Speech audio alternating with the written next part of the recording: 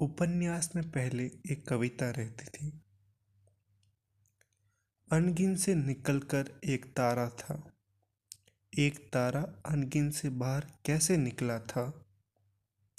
अनगिन से अलग होकर अकेला एक पहला था कुछ देर। हवा का झोंका जो आया था वह भी था अनगिन हवा के झोंकों का पहला झोंका कुछ देर। अनगिन से निकलकर एक लहर भी पहली बस कुछ पल। अनगिन का अकेला अनगिन अकेले अनगिन अनगिन से अकेली एक संगिनी जीवन भर। हाथी आगे आगे निकलता जाता था और पीछे हाथी की खाली जगह छोड़ती जाती थी। आज की सुबह थी। सूर्योदय पूर्व दिशा में था। दिशा वही रही आई थी, बदली नहीं थी। ऐसा नहीं था कि सूर्य धोखे से निकलता था। उसके निकलने पर सबको विश्वास था।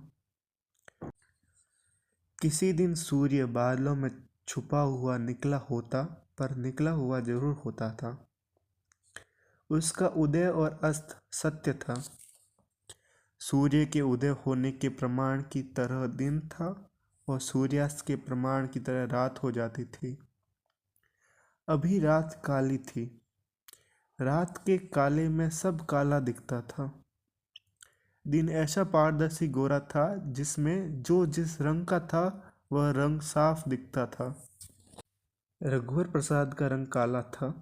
बचपन से सुबह उठने पर उन्हें लगता था कि रात उनके शरीर में लगी रह गई है और हाथ मुंह धोकर फिर नहाकर वह कुछ साफ और तरोताजा हो सकेंगे। बीच बीच में महीनों सुबह उठने पर ऐसा लगना छूट जाता था। ऐसा नहीं था कि उन दिनों चांदनी रात रही हो। महीनों चांदनी रात नहीं होती थी। अगर 2-3 बरस चांदनी रात होती तो उनका रंग उतना काला नहीं होता। रघुवर प्रसाद का रंग इतना काला नहीं था कि उनकी मूंछ उनके शरीर के रंग से मिली जुली होकर स्पष्ट नहीं दिखती हो।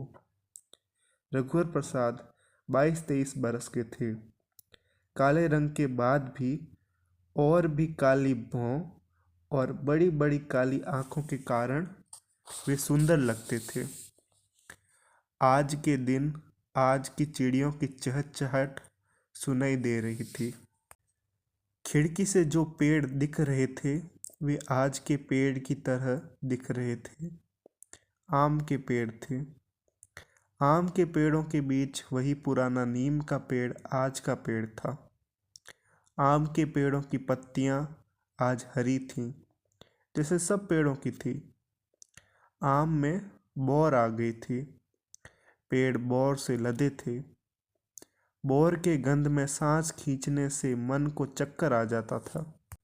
पेड़ों में इतनी बौर लगी थी कि जितनी बौर निकलनी थी सब निकल गई। जिन्हें अगले वर्ष निकलना था धोखे से इसी वर्ष निकल गई थी। खिड़की से पड़ोस की 6-7 साल की लड़की ने झांक कर कहा, एक आम का बौर तोड़ दो। लड़की खिड़की के नीचे रखी ईंटों पर खड़ी थी। रघुवर प्रसाद के कमरे में झांकने के लिए पड़ोस के छोटे छोटे बच्चों ने वहां ईंटें जमाई थी।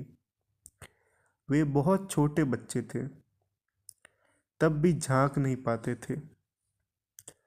काहे के लिए? पूजा के लिए बाई मंगाई है। लड़की अपनी अम्मा को बाई कहती थी। लड़की सोकर अभी उठी होगी। उसके बाल उसी तरह बिखरे थे जैसे रात भर नींद सोने से होते थे। दोनों चोटियों में काले फीते थे। एक चोटी का फीता खुलकर लटका हुआ था। तुम्हारे पिता सो रहे हैं? बाहर गए हैं, 3 दिन बाद आएंगे। तोड़ दो, बाई नहा ली है। अच्छा रुको। रघुवर प्रसाद उस लड़की के साथ पीछे आम के पेड़ों तक गए। रघुवर प्रसाद को लगा लड़की देर से उनके उठने का रास्ता देख रही होगी। तुम मेरे उठने का रास्ता देख रही थी?